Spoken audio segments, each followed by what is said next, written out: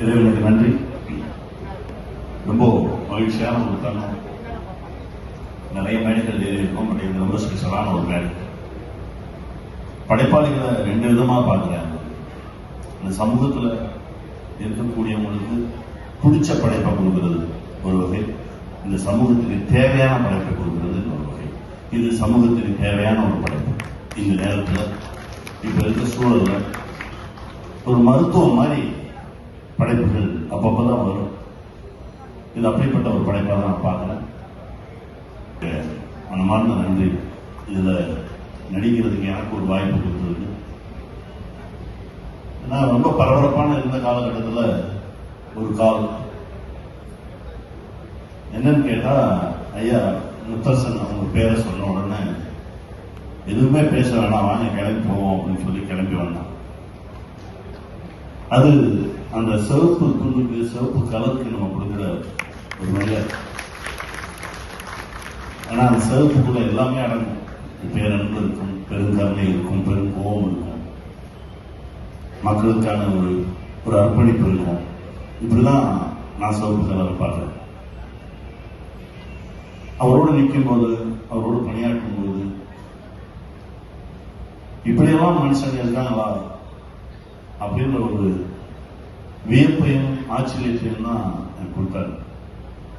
ரொம்ப ரொம்ப சந்தோஷம். அப்பா தான் கொடுத்தாங்க. ரொம்ப மகிழ்ச்சியா இருந்தது அந்த பயணம். அவருக்கு துணையா நினைச்சாங்க அம்மா. அவங்க பேரை கேட்டா ரஷ்யா. நாங்க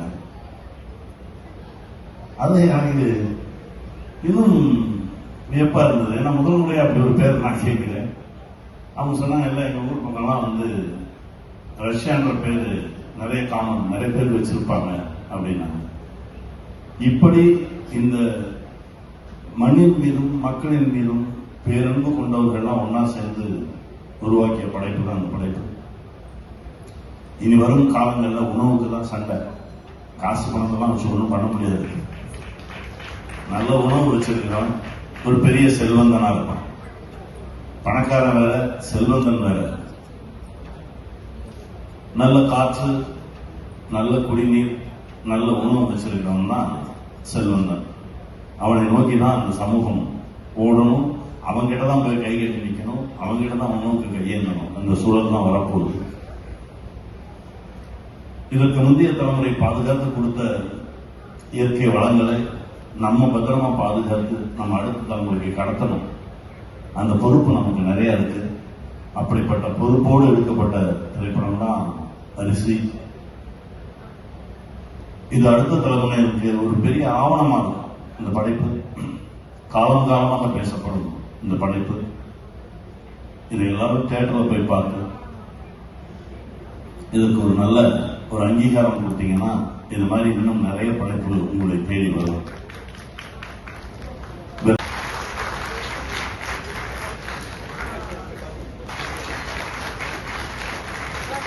சமுத்திரகனி அவர்களே, சமத்துவ நாயகன் அண்ணன் இரா முத்தரசன் அவர்களே,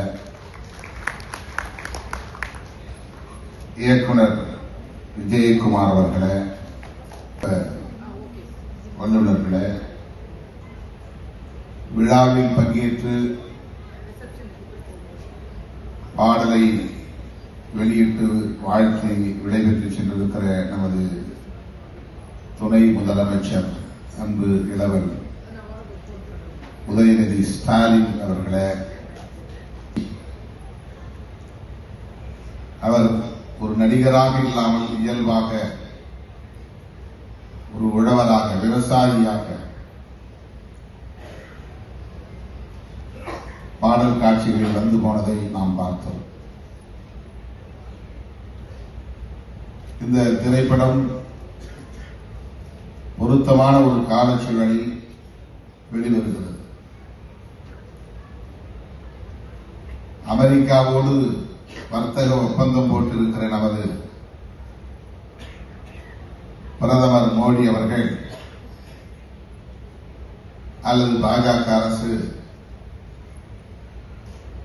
20 ஆண்டுகளுக்கு வரியில்லாமல் அமெரிக்காவிடமிருந்து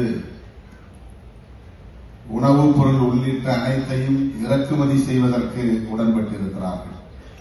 விவசாயிகளின் உற்பத்தி பொருள்களை தவிர மற்ற பொருள்களுக்கு மற்றவர்கள் உற்பத்தி செய்கிறவர்கள் விலையை நிர்ணயிக்க முடிகிறது.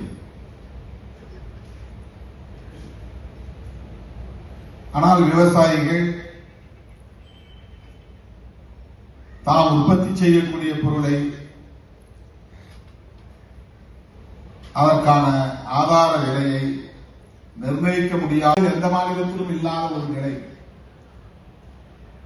எல்லா மாநிலங்களிலும் கலைஞர்கள் இருக்கிறார்கள், இயக்குநர்கள் இருக்கிறார்கள், சூப்பர் ஸ்டார்கள் இருக்கிறார்கள். அமிதாப் பச்சன் இந்தியாவிலேயே ஒரு புகழ்பெற்ற சூப்பர் ஸ்டார் தான். ஆனால் அவர் முதலமைச்சராக ஆசைப்பட்டதில்லை. கேரளாவிலே அப்படி பல சூப்பர் ஸ்டார்கள் உண்டு, மம்முட்டி போன்றவர்கள். அவர்கள் முதலமைச்சராக ஆசைப்பட்டதில்லை. ஆந்திராவிலும் உண்டு, கர்நாடகாவிலும் உண்டு. ஆனால் இந்தியாவில் மட்டும்தான் ஒரு படத்தில் நடித்தால் போதும் அடுத்து முதலமைச்சராகலாம் என்கிற நிலை. ஜனநாயகத்தில் எல்லோருக்கும் அந்த உரிமை உண்டு, நாம் அதை மறுக்கவில்லை. ஆனால் இந்த சிந்தனை போக்கு இருக்கிறதே, இந்த உளவியல் இருக்கிறதே, இந்த திரைத்துறை தமிழக அரசியல் களத்தில் ஏற்படுத்தி இருக்கிற தாக்கம் இருக்கிறதே, அது ஒரு பிற்போக்கானதாக இருக்கிறது என்கிற கவலையில் இருந்துதான் சமுத்திரக்கனி அவர்கள் இங்கே இடதுசாரிகள் கலைத்துறையில் இன்னும் தீவிரமாக ஈடுபட வேண்டும் என்பதை முன்மொழிந்திருக்கிறார் என்று நான் நம்புகிறேன். நாயகனாக இந்த திரைப்படத்தில் தோன்றியிருக்கிறார் என்று நம்புகிறேன். அவர் இந்திய கம்யூனிஸ்ட் கட்சியின் மாநில செயலாளராக பொறுப்பேற்ற காலத்தில் மக்கள் நல கூட்டணி அமைந்த சூழலில் அவரோடு நெருக்கமாக நின்று பணியாற்றக்கூடிய வாய்ப்பை பெற்றவன் கலைத்துறையிலும் அடியெடுத்து வைத்திருக்கிறார் என்றால் இந்த கலைத்துறையை இடதுசாரி மயப்படுத்துவதில் அவருக்கு ஒரு பொறுப்பு இருக்கிறது, பங்கு இருக்கிறது என்பதை நானும் உணர்கிறேன். அவருக்கு என்னுடைய வாழ்த்துக்கள். இருக்கிற இயக்குனர் விஜயகுமார் அவர்களுக்கு என்னுடைய வாழ்த்துக்கள். நாடறிந்த புகழ்பெற்ற திரைக்கலைஞர் சமுத்திரக்கனி அவர்களுக்கும் என்னுடைய நெஞ்சார்ந்த வாழ்த்துக்கள். இந்த திரைப்படம் மக்களின் ஏகோபித்த ஆதரவை பெற்று வெற்றி பெற வேண்டும் என்று வாழ்த்தி வாய்ப்புக்கு நன்றி கூறி முடிக்கிறேன். நன்றி, வணக்கம்.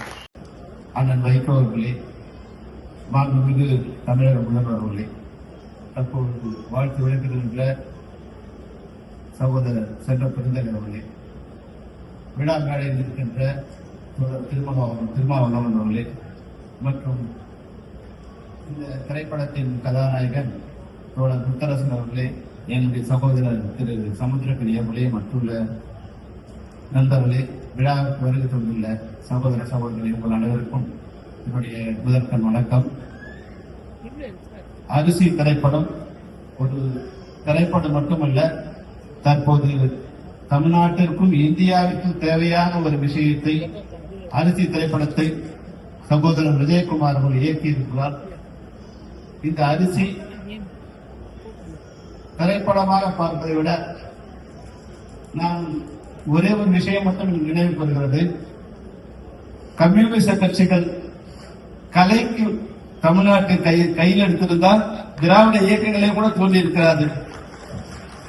நீங்கள் எல்லாம் கலையை கைவிட்டதால் தான் அதன் மூலமாக உங்களுடைய கருத்துக்களை தமிழ்நாட்டில் பரப்பி திராவிட இயக்கம் ஆட்சி வந்தது. காலம் கடந்தாலும் பெட்டர் லேட் தன் நெவர் என்பதை போல கம்யூனிஸ்டுகள் தற்போது கலையை கைவிட்டிருக்கிறார்கள். தமிழக மக்களுக்கு கலையின் மூலமாக சொன்னால் மிக சிறப்பாக சென்றடையும். துணை முதலமைச்சர் அன்பு சகோதரர் மாண்புமிகு உதயநிதி ஸ்டாலின் அவர்களை இந்த நிகழ்ச்சியில கலந்து கொண்டு சிறப்பித்துக் கொண்டிருக்கின்ற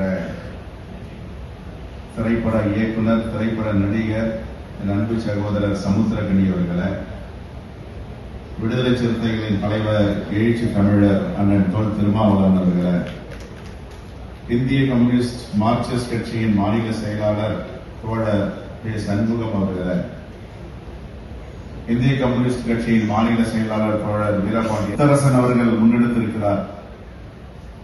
நேற்றைய தினம் கூட ஒரு வேளாண்மை கருத்தரங்கத்தில் நான் கலந்து கொள்ளும் பொழுது இந்தியாவில் 53.8 மில்லியன் அரிசி பற்றாக்குறை இருக்கிறது. 2023-24 ஒப்பிட்டு பார்க்கும் பொழுது ஒரு ஆண்டும் அரிசியுடைய உற்பத்தி குறைந்து வருகிறது. வேளாண்மை திட்டங்கள் இங்கே இந்தியாவில் சரியாக செயல்படவில்லை. ஒரு பக்கம் இயற்கையுடைய சீற்றம், பருவமழை மாறி போய்வது, வறட்சி ஏற்படுவது, தட்பவெட்ப நிலை மாறுவது, மண்ணுடைய தன்மையை ஒரு புறமும் தொழிற்சாலைகள் நிறைந்த இந்த நச்சுக்களால் மண்வளம் மாறுகிறது. திரைப்படமாக வருவதை விட நாம் இதை பாடமாக எடுத்து விவசாயத்தை நாம் பாதுகாக்க வேண்டும். விவசாய பெருங்குடி மக்களுடைய வாழ்வாதாரத்திற்கு நாம் உறுதுணையாக இருக்க வேண்டும். ஆகவே இந்த திரைப்படம் வெற்றி படமாக மாற வேண்டும், எல்லோரும் பார்க்க வேண்டும். ஆகவே நாங்கள் தமிழ்நாடு காங்கிரஸ் கமிட்டியின் சார்பாக ஒரு நாள் இந்த திரைப்படத்தை வெளியிட இருக்கிறோம் என்று ஏற்கனவே கூறியிருந்தோம். அதற்குரிய செலவையும் தமிழ்நாடு காங்கிரஸ் கமிட்டியுடைய அறக்கட்டளை ஏற்கும். இப்படிப்பட்ட திரைப்படங்களை ஊக்குவிக்க வேண்டும். ஆகவே இந்த திரைப்பட இயக்குநருக்கும் நடிகருக்கும் பொது வாழ்க்கையில் இருந்து கொண்டே திரைப்படத்துறைக்கு வந்திருக்கின்ற தோழர் முத்தரசன் அவர்களுக்கும் என்னுடைய மனமார்ந்த பாராட்டுதலையும் வாழ்க்கையும் தெரிவித்து விடைபெறுகிறேன். நன்றி, வணக்கம், ஜெய்.